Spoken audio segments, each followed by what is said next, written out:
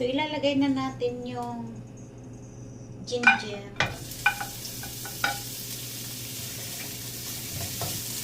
I-mix natin.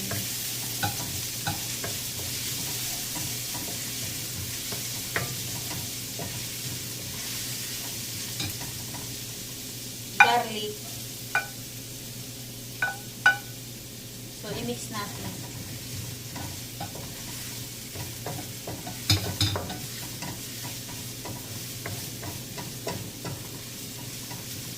So, ilalagay na natin yung sili para mahanghang siya.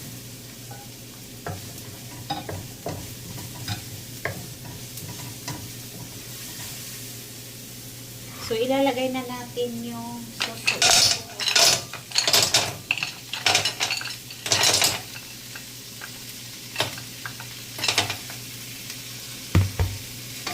Mix lang natin.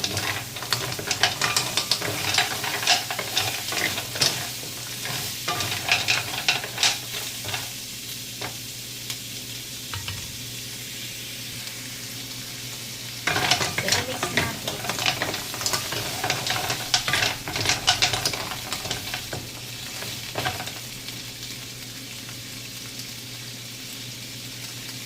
So, maglalagay na ako dito ng rice wine.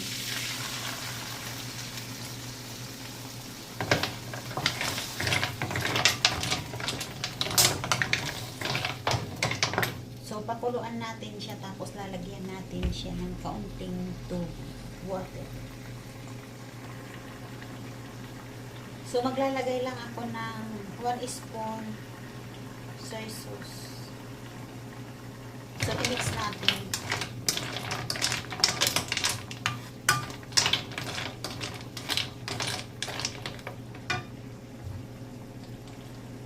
Black pepper.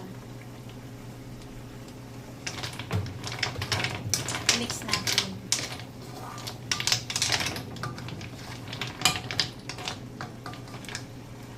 So, pag kumulo siya, lalagyan natin ng kaunting tubig.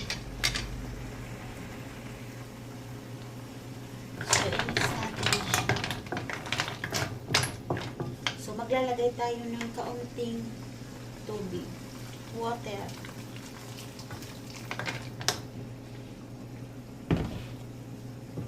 So, i-mix lang natin siya. So, papakuluan natin hanggang sa maluto. So, maglalagay ako dito ng salt.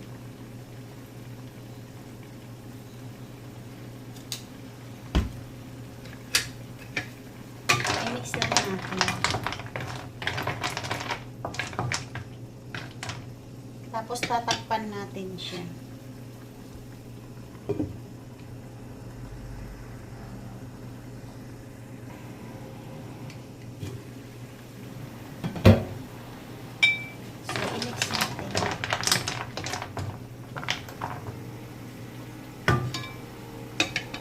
So, tikman natin kung tama na yung panlasa natin.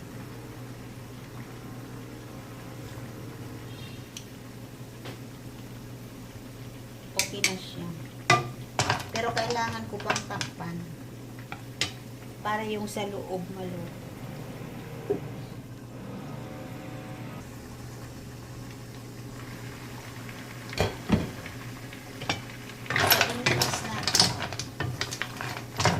Lalagyan natin siya ng sesame oil.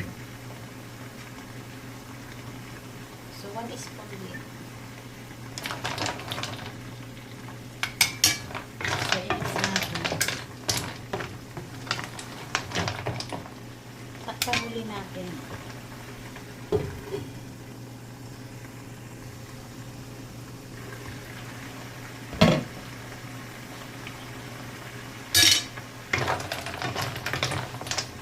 Okay na siya. Patayin na natin yung apoy at ilagay na natin sa bowl.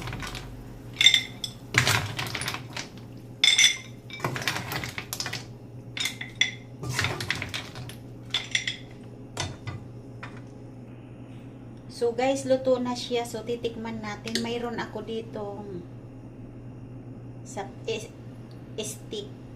So ganito lang siya.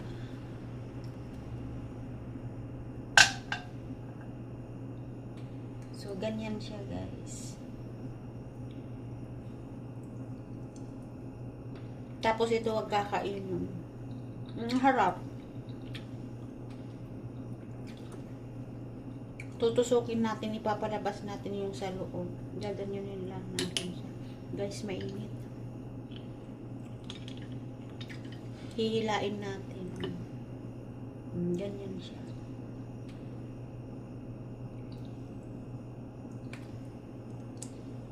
Ang harap.